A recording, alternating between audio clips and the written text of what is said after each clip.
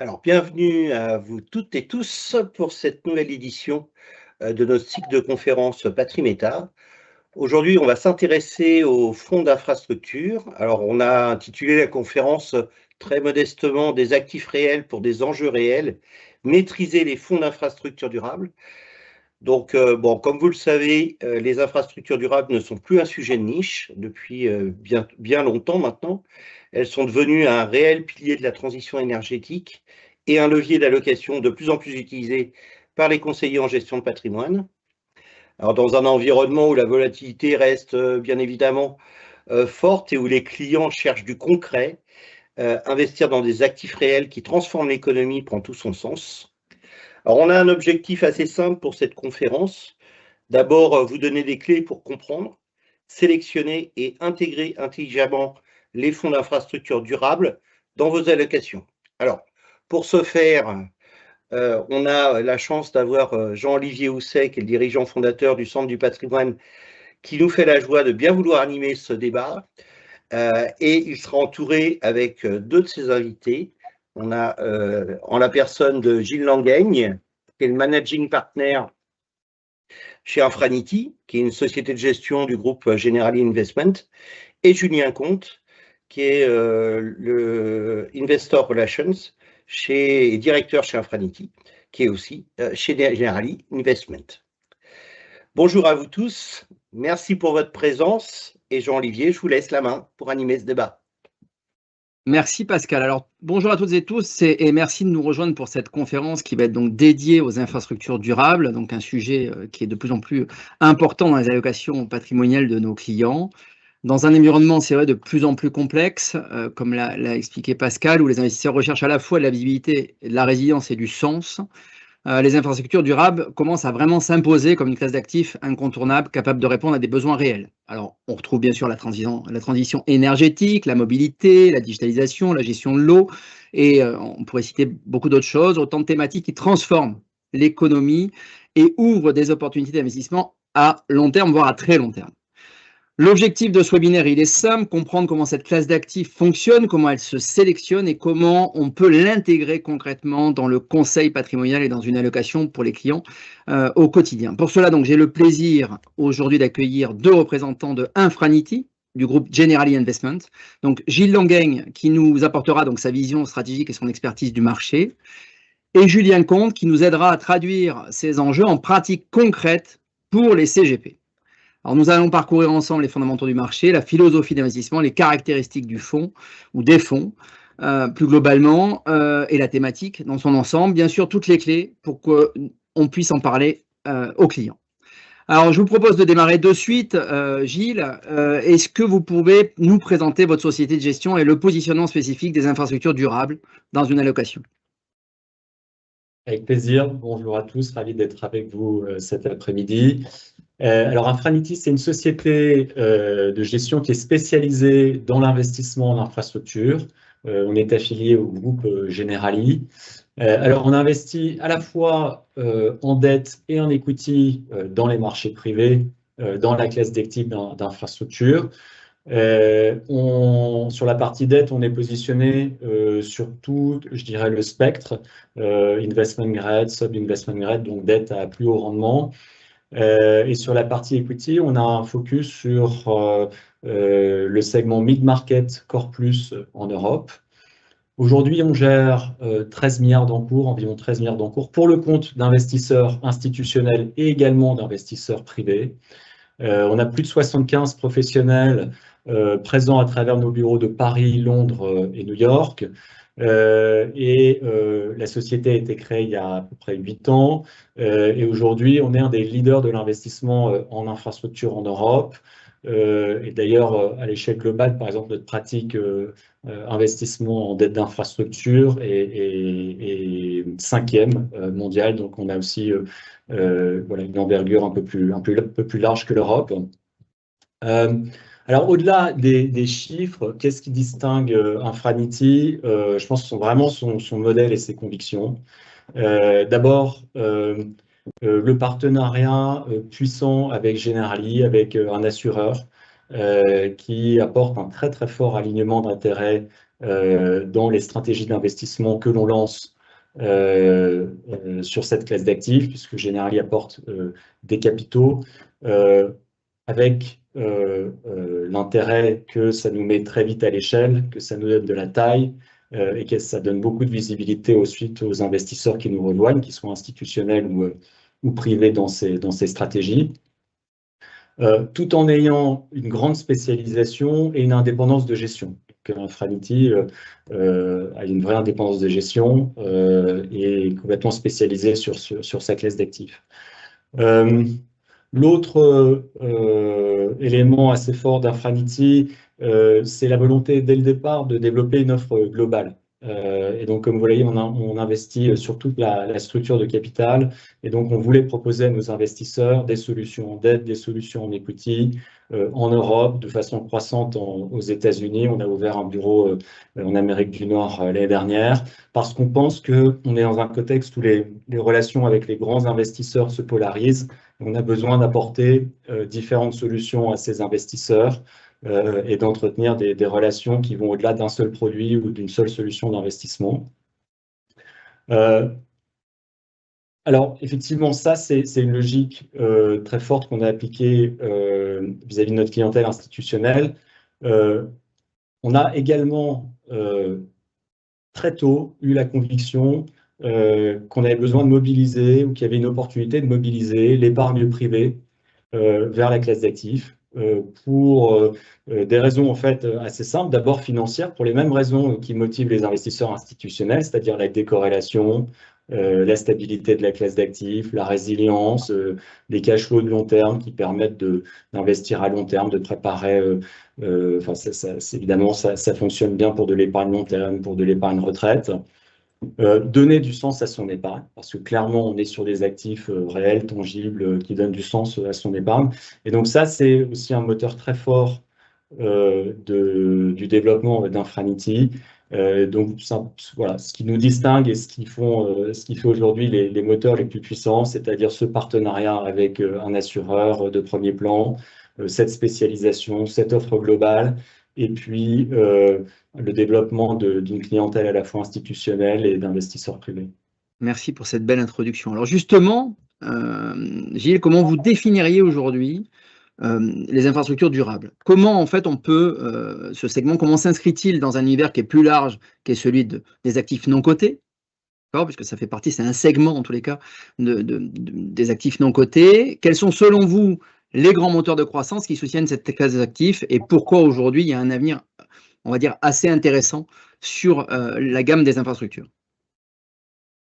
Alors, qu'est-ce qui définit le secteur des infrastructures? Un certain nombre de facteurs, mais le premier, je pense que c'est l'essentialité des actifs dans lesquels on investit. On investit dans des actifs qui remplissent des missions de service public, qui sont au cœur des grands enjeux de société, qui structurent les économies, qui sont des actifs réels, tangibles.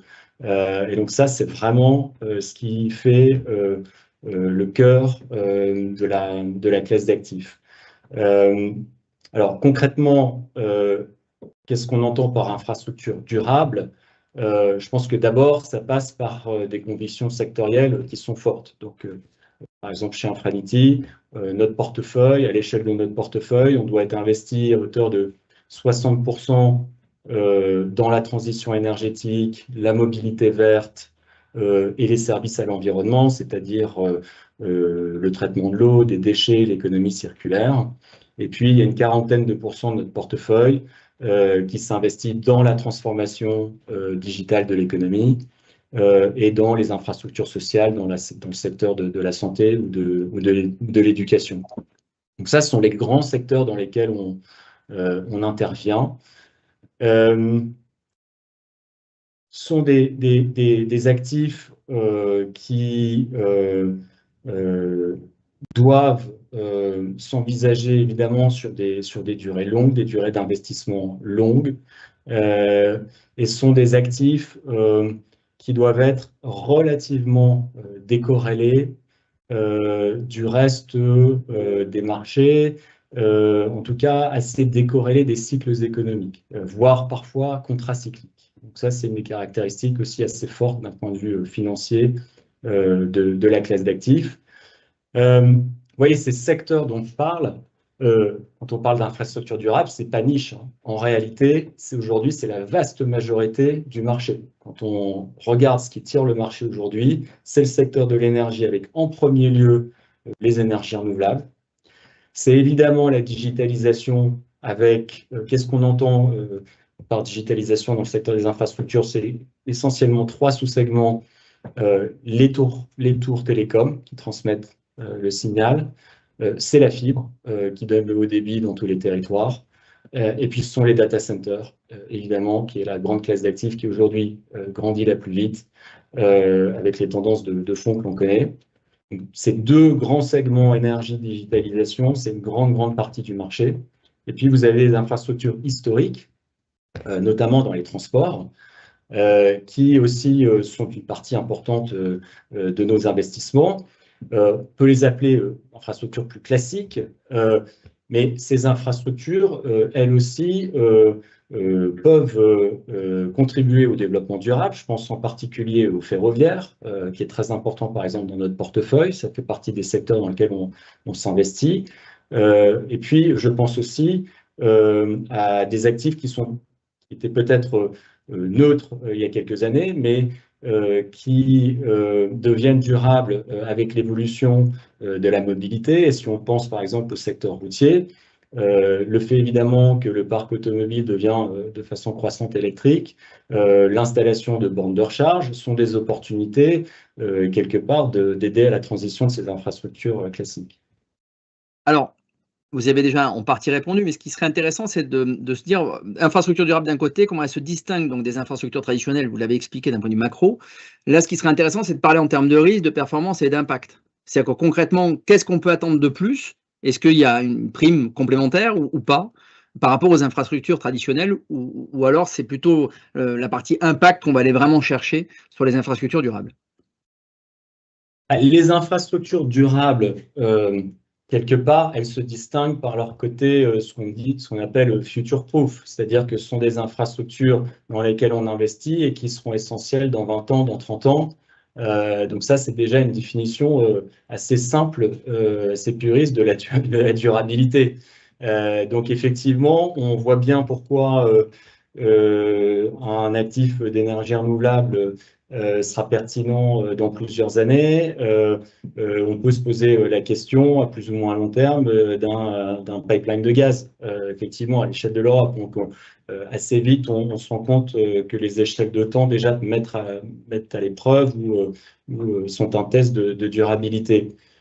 Ce qu'on peut dire également, c'est que les caractéristiques financières de ces infrastructures durables, il n'y a pas de compromis sur les caractéristiques financières. On va vouloir avoir le même niveau de décorrélation, on va vouloir avoir la même visibilité sur les cash flows, on va vouloir avoir la même résilience lorsque les cycles économiques vont pas dans le bon sens.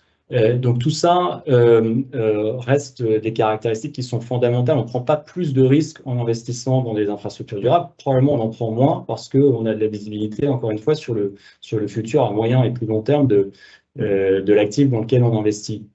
Donc, il n'y a pas de compromis de ce point de vue-là. Par contre, ce qui est vrai, c'est qu'il y a un certain nombre d'infrastructures qui sont très matures en Europe. On peut penser, par exemple, au secteur des transports. Pas beaucoup d'intérêt aujourd'hui de construire des nouvelles autoroutes, par exemple. En tout cas, ça va être très, très limité. Alors qu'il y a un certain nombre d'infrastructures durables dans le secteur de l'énergie, des énergies renouvelables, on sait qu'il faut développer. Et donc ensuite, à nous de mettre les bonnes structures en place pour investir dans le développement de ces infrastructures. C'est aussi vrai sur la partie digitale que j'évoquais. On a besoin de nouvelles capacités de data center, on a besoin de continuer à apporter la fibre dans les territoires ou le haut débit de façon générale, et puis on a besoin de densifier nos réseaux télécoms avec des tours, une densification du maillage des tours télécoms. Donc ça mobilise des nouveaux investissements et ils sont colossaux, alors qu'il y a un certain nombre d'autres secteurs historiques où il y a moins de nouveaux actifs qui sont construits, mais il y a peut-être une évolution de ces actifs dont on parlait notamment pour encourager la mobilité décarbonée, la mobilité électrique. Alors, les clients des CGP, ils aiment bien comprendre concrètement sur quoi ils investissent. Et on pouvait pas, on a forcément une question sur, d'une part, quelle est la philosophie d'investissement quand vous sélectionnez des dossiers, les investissements que vous allez faire, quels sont les critères que vous avez pour sélectionner des projets réellement durables, et puis si vous avez quelques exemples, au-delà des exemples, des grandes thématiques que vous avez expliquées juste avant, pour que les CGP comprennent ce que ça veut dire quand on investit dans un fonds d'infrastructure durable. Okay. Alors, très concrètement, je vais vous donner quelques exemples d'investissements, comment est-ce qu'on les sélectionne. Je prends la thématique énergie renouvelable. Nous, notre approche, ça va être de financer des développeurs d'énergie renouvelable indépendants, parce que la transition énergétique, elle se fait énormément à travers des entreprises qui sont de taille moyenne et qui développent en fait un parc d'actifs renouvelables. Donc, ce n'est pas seulement financer des grandes utilities, des grandes sociétés énergétiques, EDF, etc. Une grande partie du parc est construite par des développeurs d'énergie renouvelable. Et donc, ces développeurs, ils ont une expertise très forte, ils sont capables de faire croître les parcs photovoltaïques, les champs d'éoliennes, mais ils ont des besoins importants de financement. Ça reste des sociétés de taille moyenne et donc elles vont avoir besoin de s'adosser à des fonds d'investissement qui apportent soit la partie en financement, en dette, soit la partie en capital. Et donc, on va aller choisir, nous, les développeurs qui ont une vraie expertise, qui ont un vrai track record, qui ont un pipeline réel à financer. Et on va aller leur donner une grande partie ou la totalité de la solution de financement. Ça veut dire investir 100, 200, parfois jusqu'à 300 millions dans ce type d'acteurs. Et l'intérêt pour nous, c'est qu'on va arriver dans une société qui est établie, qui a déjà des actifs qui sont opérationnels, qui génèrent des cash flows. Donc, quand on va investir notre capital, on va avoir une visibilité déjà sur une récurrence de revenus.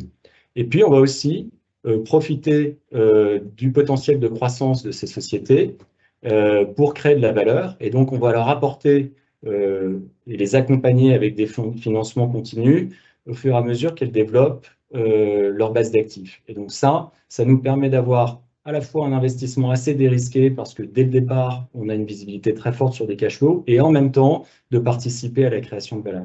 Alors, avant de passer la parole à Julien, je voulais juste revenir sur l'axe, donc le scoring, l'ESG, les critères de durabilité, la gestion des risques. Concrètement, est-ce que vous pouvez essayer d'être un petit peu plus précis sur ces éléments-là, Gilles? Alors, le premier critère, c'est finalement qui se reflète dans les conditions sectorielles, c'est est-ce que fondamentalement, on contribue à des objectifs de développement durable? Et donc, nous, on a identifié les secteurs que je vous ai mentionnés comme contributeurs. Ensuite, on va appliquer un scoring, un rating extra-financier. On va passer en revue de façon beaucoup plus fine tout un tas de critères sur, si on prend le secteur solaire, quelle va être la chaîne d'approvisionnement? Est-ce que, par exemple, on s'approvisionne essentiellement par des canaux asiatiques, notamment chinois? Est-ce que on s'assure que les droits humains sont bien respectés dans ces pays, qu'il y a une traçabilité de la fabrication, de la chaîne d'approvisionnement? Donc ça, clairement, on va beaucoup plus loin que juste se dire ça, c'est un actif dans le secteur du solaire et donc c'est durable. On va regarder d'autres aspects de la durabilité. On va évidemment regarder des aspects de gouvernance aussi.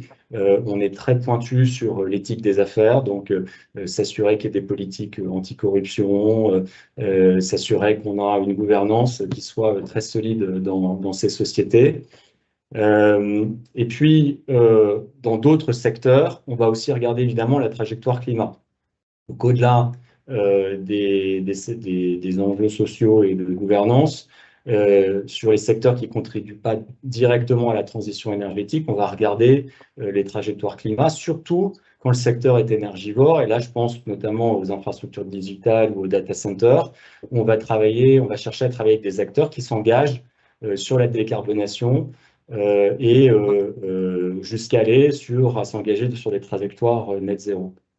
Ok, mais je pense, merci Gilles, en tous les cas, je pense que vous avez bien dressé tout le panorama de l'infrastructure durable et comment vous intégriez tous ces critères pour derrière sélectionner, on va dire, des infrastructures qui permettent d'intégrer votre fonds ou vos fonds. Alors Julien, à vous la parole.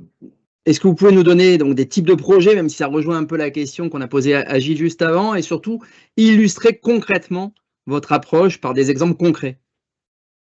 Absolument. Donc, bonjour à toutes et à tous. Ravi d'être avec vous aujourd'hui.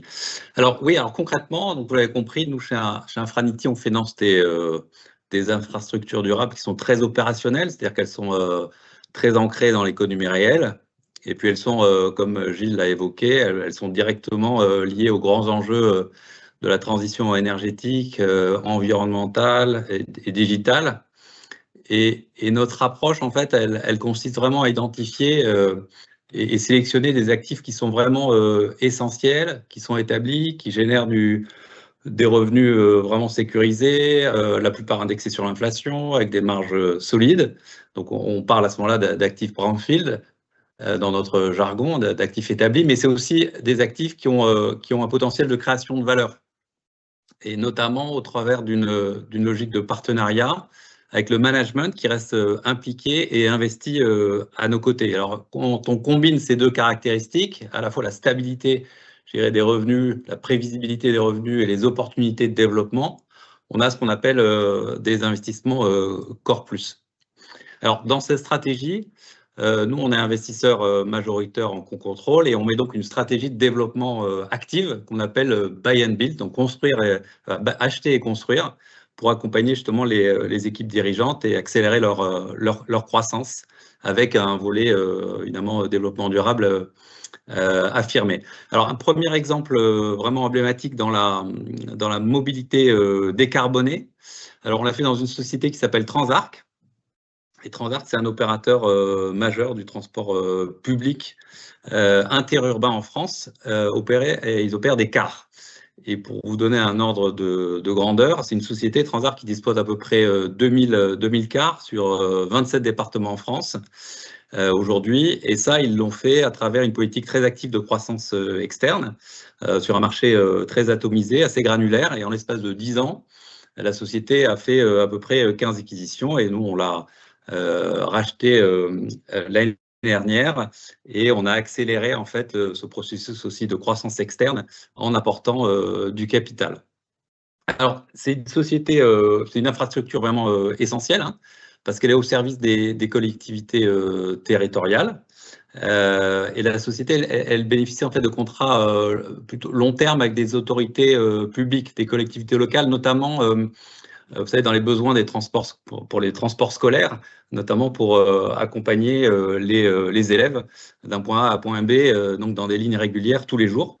Et ça offre une visibilité très forte sur les revenus parce qu'au final, il suffit de mettre à disposition les cars avec un chauffeur et donc il n'y a pas de risque de trafic. C'est-à-dire que vous transportiez 2 élèves ou 35 élèves, en fait, votre revenu est le même.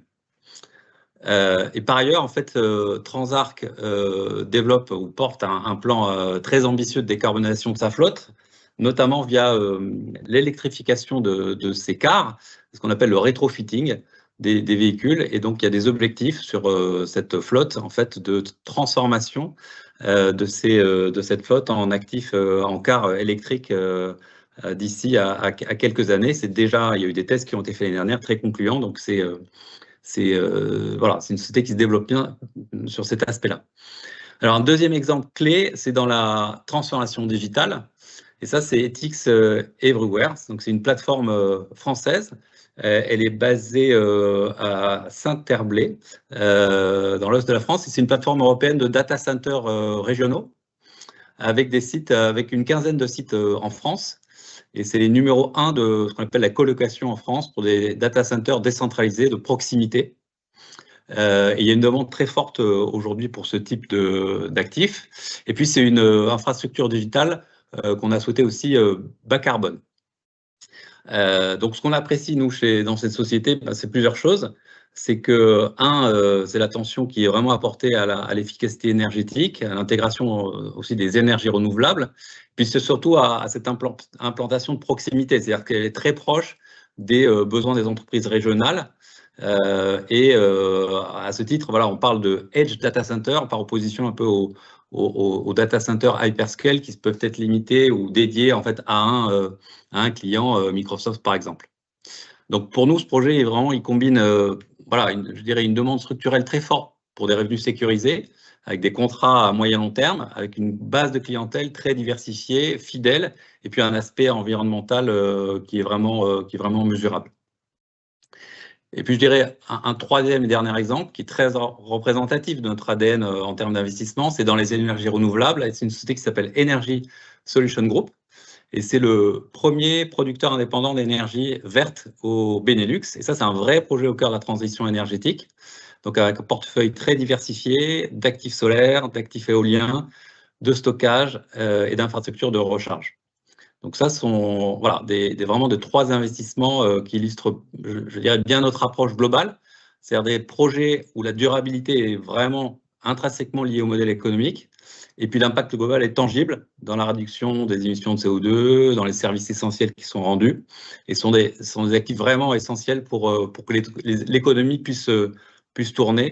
Et puis la structuration contractuelle, je dirais, voilà, ça permet de sécuriser les flux financiers sur le long terme. Donc je trouve que ce sont trois exemples qui illustrent bien notre activité et nos investissements.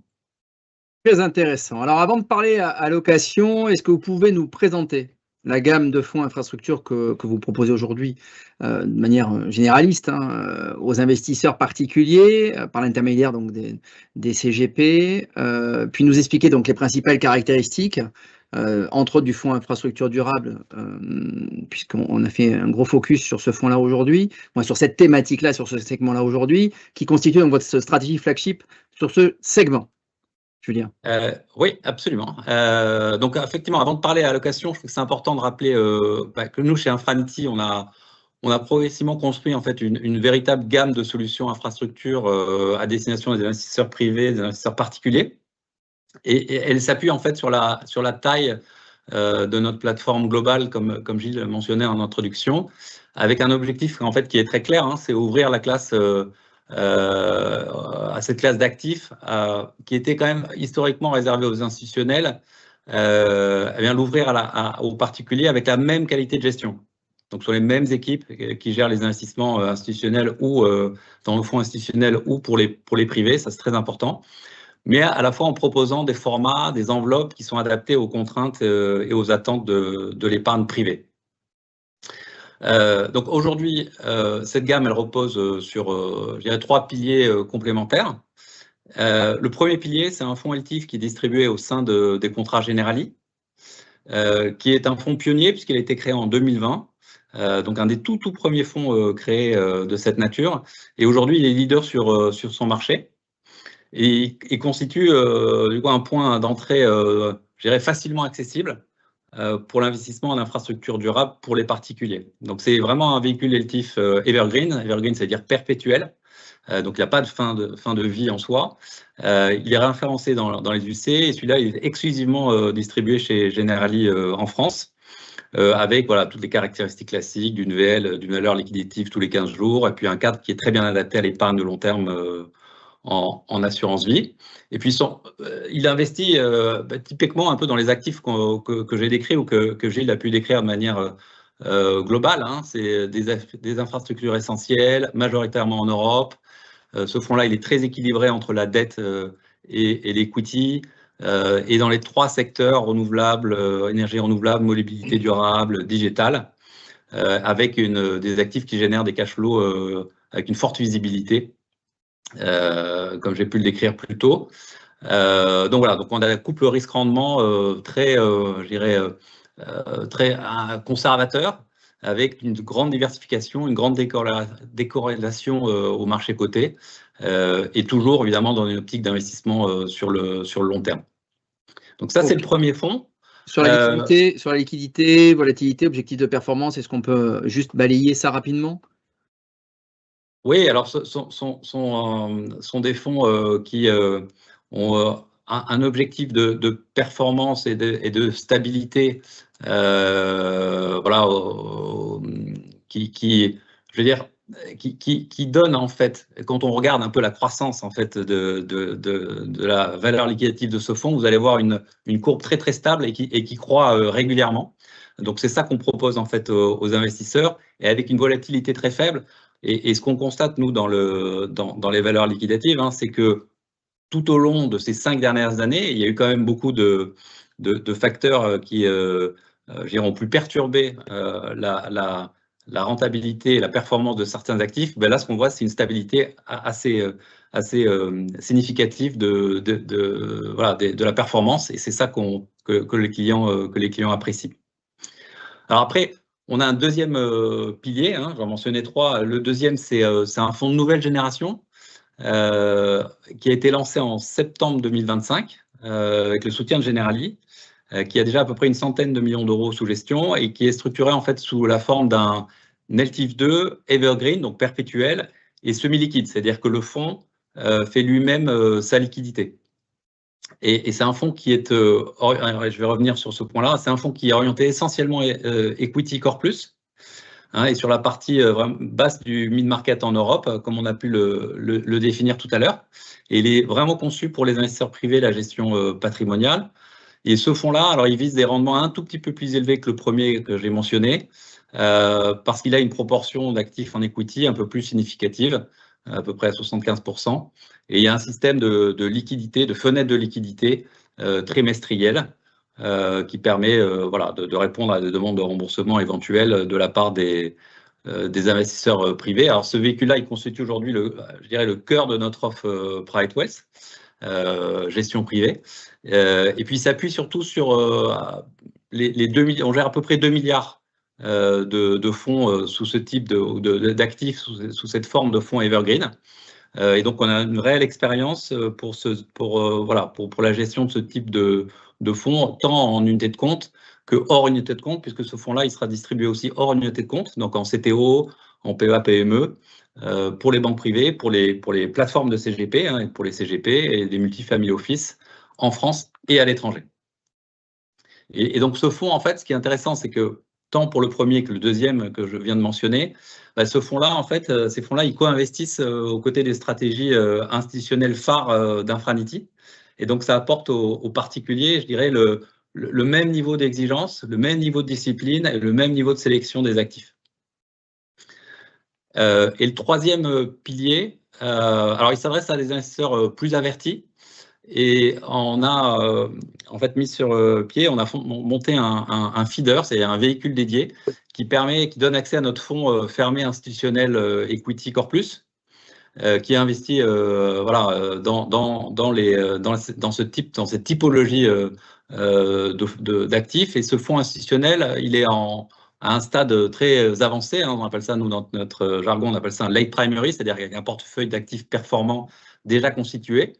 Et il propose en fait d'investir aux côtés de Generali avec un ticket d'entrée qui est à partir de 100 000 euros. Donc là, on voit tout de suite qu'on s'adresse à une autre catégorie de clientèle. Et pour les investisseurs particuliers qui sont éligibles, ça permet de donner un accès à une stratégie très institutionnelle avec des niveaux de rendement plus élevés, mais avec une liquidité évidemment plus limitée, mais toujours avec la même discipline de gestion du risque et la durabilité dans des modèles économiques. Alors, ce que j'ai juste en résumé, c'est que c'est cette capacité à décliner l'investissement en infrastructure sous différents formats, fonds fermés, fonds ouverts. On capitalise sur la puissance et l'expertise en fait de la plateforme, et on garde toujours cette exigence de gestion institutionnelle pour les privés. Normalement, on doit toujours trouver finalement la solution qui nous convient pour nos clients avec Infranity. Alors, concrètement, comment un CGP peut-il intégrer donc un fonds d'infrastructure durable dans une allocation patrimoniale, Julien, et quels profils clients sont les plus concernés? D'accord? Est-ce que c'est des profils prudents? Est-ce que c'est forcément des profils dynamiques parce qu'il y a forcément un manque de liquidité, entre autres alors moins sur les produits LTIF ou en tous les cas sur les produits semi-liquides, où là, il y a peut-être plus de solutions. Mais quels sont les clients les profils de clients donc les plus concernés? Quels sont, selon vous, donc les points clés à expliquer aux clients pour bien présenter ce type de solution et que les clients ne soient pas surpris ou que les CGP n'aient pas dans le temps à répondre à des questions auxquelles finalement ils n'avaient pas anticipé des réponses? D'accord, ok. Voilà, déjà, je pense que la première chose à comprendre, puis surtout à expliquer, c'est que les infrastructures durables, hein, celles qu'on a indiquées, celles qu'on a donné des exemples, en fait, c'est pas une mode, c'est pas un produit opportuniste, mais c'est une vraie brique structurelle d'allocation long terme. Et d'ailleurs, les institutionnels, ils l'ont bien compris, hein. Quand on voit les allocations ou parfois même les réallocations vers l'infrastructure, là, je regardais les chiffres récemment d'une étude qui est faite par Preqin, qui distribue en fait des données sur le secteur. On voit une allocation croissante en fait dans l'infrastructure de la part des investisseurs institutionnels. Et ça, c'est quand même un signe assez important, un signal important aussi pour les investisseurs privés. Alors, pour moi, il y a trois fonctions, je dirais entre guillemets, si je puis dire, patrimoniales assez précises, hein. D'abord, c'est la diversification. Parce que les infrastructures, elles reposent sur des actifs réels, des actifs tangibles. Les moteurs de performance, ils sont différents de ceux des marchés cotés. Hein, on l'a vu, hein, les contrats à long terme, les besoins essentiels, l'indexation partielle à l'inflation, partielle ou totale à l'inflation d'ailleurs. Et il y a beaucoup d'analyses qui ont été faites, de recherches, pour montrer qu'il y a une faible corrélation avec les actions et les obligations. Et ça améliore, je dirais, la résilience globale d'un portefeuille. Donc ça, c'est très important. C'est le premier point, c'est la diversification. Après, je dirais, le deuxième point, c'est la stabilité des revenus. Parce que, comme j'ai essayé de le montrer dans les exemples d'investissement, en fait, on a accès à des cash flows prévisibles, récurrents, sécurisés par des contrats qui sont pluriannuels. Hein, ça peut aller des contrats de 4 ans, 5 ans, 10 ans, parfois un peu plus. Et c'est un élément clé dans un contexte où nos clients, ils recherchent de la visibilité plus que de la performance opportuniste. Ça, c'est très important. Puis je dirais vraiment le dernier point à prendre en compte, c'est en fait, c'est sans promettre, je dirais, des rendements totalement spectaculaires, je crois que les infrastructures, elles offrent historiquement, hein, on le voit dans les études, un couple risque-rendement qui est très équilibré et avec une volatilité inférieure à celle des actifs cotés. Et donc, ça a toute sa place, en fait, dans une allocation patrimoniale, je dirais, moderne. Et un point clé pour les CGP, c'est aussi l'horizon d'investissement recommandé, hein.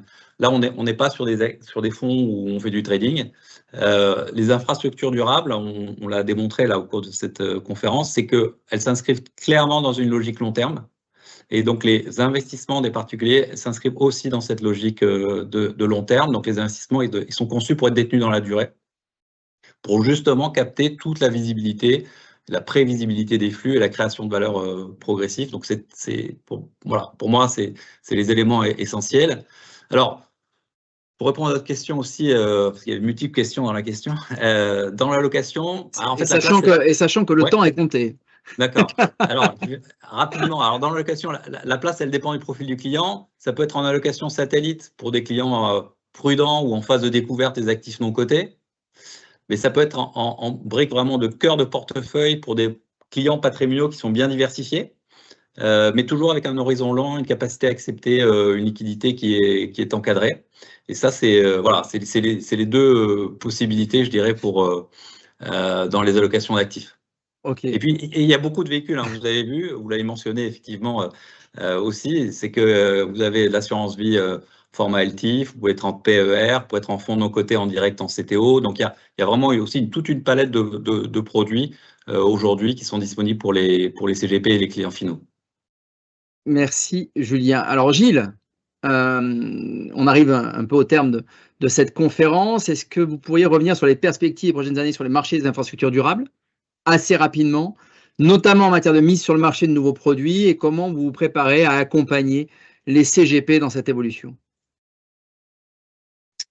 Alors, les perspectives de la classe d'actifs, pour moi, elles n'ont jamais été aussi bonnes. D'une part, les rendements sont historiquement élevés. Je vais donner quelques chiffres aujourd'hui sur une stratégie dette au rendement. En brut, nos investissements offrent du 8-9%. Et sur notre stratégie Core Plus Equity, on peut aller chercher du 13% plus.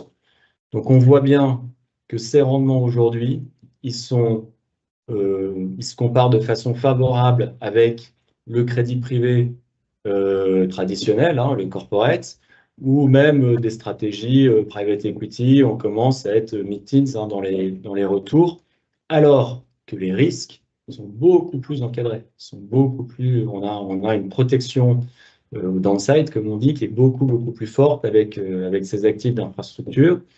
Et d'ailleurs, on voit des réallocations fortes aujourd'hui, surtout chez les institutionnels, mais j'en suis convaincu, ce sera le cas aussi chez les clients particuliers. On voit des réallocations fortes vers notre classe d'actifs parce qu'ils se rendent compte que le couple risque-rendement est très attractif et qu'il y a probablement 5-10 ans, on n'était pas à ces niveaux de retour sur investissement, mais la classe d'actifs a évolué et se compare maintenant vraiment très favorablement. On peut dire aussi que dans un contexte géopolitique qui se complique, c'est toujours une valeur refuge, la classe d'actifs, infrastructure. Et ça, c'est très visible. Chaque fois qu'il y a des perturbations et que le cycle tourne, on a des allocations qui se renforcent vers notre classe d'actifs. Et ça, c'est un facteur évidemment important quand on pense au contexte actuel. C'est aussi un marché qui est extrêmement profond. Donc aujourd'hui, il n'atteint pas du tout les limites de réallocation. En fait, il y a un gap de financement structurel entre les besoins en infrastructure. On parle de 800 milliards d'investissements de besoins dans la classe d'actifs, alors que s'en investit à peu près la moitié à peine chaque année. Donc en fait, il y a une profondeur de marché qui est énorme. Et pour vous donner aussi une autre façon de regarder l'ordre de grandeur, les attentes aujourd'hui, c'est que la masse ou la taille du marché infrastructure va bientôt dépasser celle du marché immobilier dans le monde, parce qu'elle croît aussi plus vite. Donc les perspectives sont vraiment extrêmement fortes. Je dirais, pour accompagner les CGP, nous, Julien a dit, on met à disposition notre gestion institutionnelle. Et un des enjeux, c'est être capable d'absorber les flux, parce que gérer un véhicule open-ended, il y a beaucoup de véhicules qui sont apparus. Nous, on a plus de 5 ans, voire 6 ans de track record. On sait gérer l'afflux de capitaux, les mettre au travail de façon disciplinée. Ça, c'est très important. Très important. Et ça, on peut le faire parce qu'on investit à peu près 2 à 3 milliards par an dans le marché. Donc, on peut absorber les flux d'investisseurs privés qui viennent s'ajouter à notre gestion institutionnelle. Donc ça, c'est vraiment ce qu'on va mettre à disposition avec une gestion de la liquidité qui, chez Infranity, à mon avis, est assez efficiente parce que, comme le disait Julien, on a deux jambes. On a la partie equity qui donne un vrai upside en termes de rendement, mais on a la partie dette qui donne déjà des rendements attractifs, mais en plus génère naturellement de la liquidité, parce que la dette, évidemment, il y a des coupons, il y a du principal qui revient, et donc on est capable en fait de générer de la liquidité et de la placer de façon plus efficace qu'un gérant qui la placerait juste dans une poche de cash pure et simple. Donc voilà comment on va continuer d'amener ces stratégies pour le bénéfice des investisseurs privés. Et voilà, on voit la suite de façon très positive. Alors, merci beaucoup pour ces éclairages riches, concrets et passionnants. Vous êtes aussi passionné que passionnant. Ce webinaire, donc, je pense, nous a permis de mieux comprendre les enjeux structurels qui soutiennent les infrastructures durables, la méthodologie d'investissement et les critères de sélection, les caractéristiques clés de vos fonds, surtout la manière d'intégrer cette classe d'actifs dans une allocation patrimoniale cohérente pour nos clients. Alors, pour les CGP, les infrastructures durables représentent aujourd'hui, je pense, une vraie source de diversification, de visibilité sur les flux, d'investissement à impact, de réponse aux attentes donc, de nos clients de plus en plus présentes. Un grand merci donc à vous deux, à Gilles et à Julien pour la qualité de votre intervention. Merci à tous pour votre participation. Nous restons donc bien sûr à votre disposition pour approfondir tous ces sujets et vous accompagner dans vos démarches. Très bonne journée à toutes et à tous.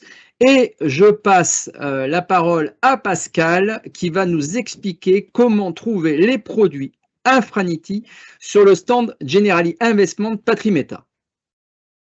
Merci Jean-Olivier. Je vais essayer de faire ça très rapidement. parce que, bien évidemment, vous commencez à maîtriser parfaitement la plateforme. Alors, j'espère que vous découvrez la page vitrine de Patrimeta. Alors, ce qui est intéressant lorsqu'on arrive sur cette plateforme, c'est que lorsque vous cherchez une thématique, vous avez plusieurs façons de procéder. Alors, vous voyez qu'il y a une petite icône là, avec quelqu'un qui me ressemble un peu, mais en avatar. Il suffit de cliquer dessus et vous allez avoir une possibilité d'interroger un petit agent conversationnel. Et pendant qu'on présentait et que nos intervenants évoquaient le sujet d'infrastructure, je vais juste poser une question, c'est est-ce que vous pouvez me donner des informations sur le terme de l'infrastructure durable? Et il m'a proposé un certain nombre d'articles sur le point. Alors, bien évidemment, il a parlé de la conférence du jour, hein, qui permettra effectivement aux conseillers d'en apprendre plus sur le sujet, mais il a aussi présenté des articles sur le sujet, et il suffit de cliquer dessus, et on va se retrouver effectivement avec le produit dont on a parlé tout à l'heure, dont Julien a parlé et évoqué. Lorsque vous arrivez sur le stand, vous avez une autre façon aussi à la fois de découvrir les différents produits de Generali et d'Infranity, mais vous avez aussi, lorsque vous cherchez ce type de produit, on a une petite icône qui s'appelle sélection de produits pour le CGP et qui a une subtilité, c'est qu'on peut chercher selon les grandes thématiques.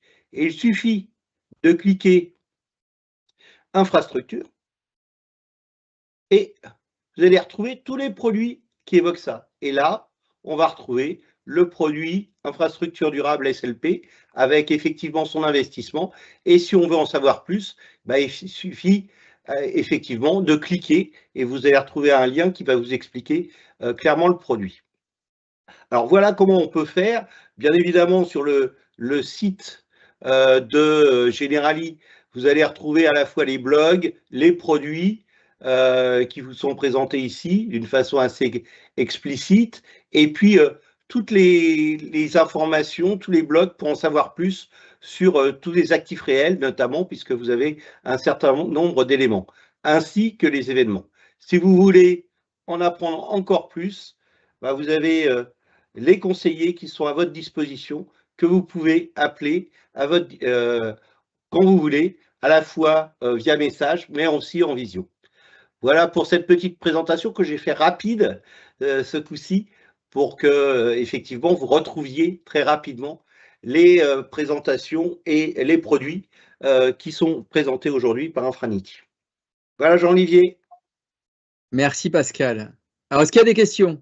Ah oui. Alors j'ai regardé très rapidement pendant que vous évoquiez les différentes thématiques sur l'infrastructure durable. Alors, oui, il y a une question qu'on n'a pas abordée et que, effectivement, si j'essaye de résumer un petit peu le questionnement, ça porte sur le positionnement de la classe d'actifs aujourd'hui dans le contexte actuel qui n'est pas du tout mouvant, qui est dans une stabilité déconcertante. Et que fait cette classe d'actifs dans le contexte actuel? Alors, je ne sais pas si c'est Gilles ou Julien qui veulent apporter des réponses sur la question. Ah, ouais, je peux commencer par apporter une réponse d'un point de vue comment le sous-jacent se comporte, parce que c'est évidemment probablement le point de départ. Aujourd'hui, on s'attend à des perturbations. Clairement, ce qui est en train de se passer, c'est d'abord un choc sur les prix de l'énergie. Et ensuite, potentiellement, ce choc peut se transmettre plus largement à l'économie. C'est pas la première fois qu'on teste nos portefeuilles chez Infranity à ce type de scénario, parce que si vous vous rappelez, en 2022 et le départ de la guerre Russie-Ukraine, on a eu ce même choc sur les prix de l'énergie. Et on a pu tester nos portefeuilles. Et d'une façon générale, ces portefeuilles sont assez résilients à ce type de scénario, donc augmentation des prix d'énergie, puis ensuite, en général, un surcroît d'inflation, parce que ces actifs, soit ont la capacité directement de passer l'inflation, en fait, parce qu'ils ont du pricing power. Quand vous êtes dans une situation monopolistique ou quasi monopolistique, en fait, vous avez du pricing power et vous êtes capable de repasser en fait, les surcoûts qui sont induits par l'inflation. Certains actifs dans le secteur de l'énergie, notamment l'énergie renouvelable, en fait, ont bénéficié de ces hausses de l'énergie parce que ça veut dire qu'ils ont pu vendre leur électricité à de meilleurs prix. Donc ça a été plutôt une petite source d'upside.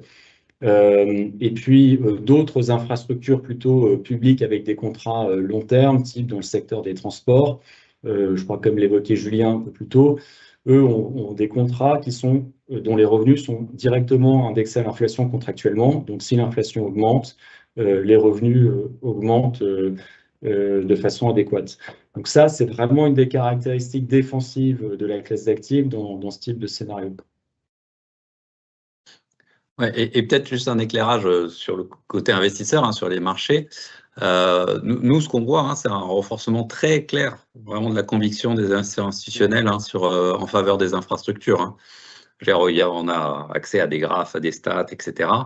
On voit très bien que ces institutionnels, en France, en Europe, ils confirment vraiment leur confiance dans la classe, et on voit, hein, ces mouvements d'allocation et de réallocation. Hein, quand on parle avec les investisseurs institutionnels, ils nous disent, bon, on réalloue en faveur des infrastructures en large partie. Donc ça pour nous, c'est vraiment aussi, encore une fois, un signal important. Puis les chiffres de 2024, de 2025, ils vont tous dans ce sens. Et il y a une étude aussi récente là, qui est sortie sur des projections. Et cette tendance, elle va continuer parce qu'on n'est pas justement dans une bulle. Il y a ce gap de financement qui est vraiment réel. Et donc, on a besoin de ces infrastructures. Et donc, il y a cette demande. Et donc, on a ces sujets d'allocation de la part des institutionnels. C'est très, très visible.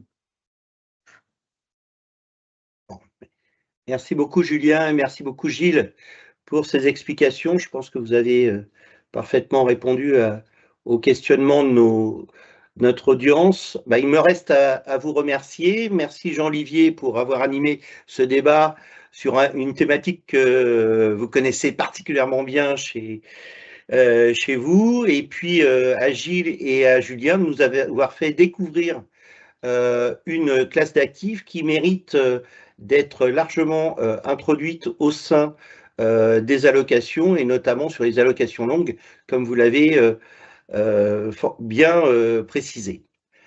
Voilà, bonsoir à tous, passez une bonne soirée et à bientôt pour une nouvelle édition de ces conférences Patrimeta. Merci à vous. Merci. Merci, au revoir, à bientôt. Merci à tous. Au revoir. Au revoir.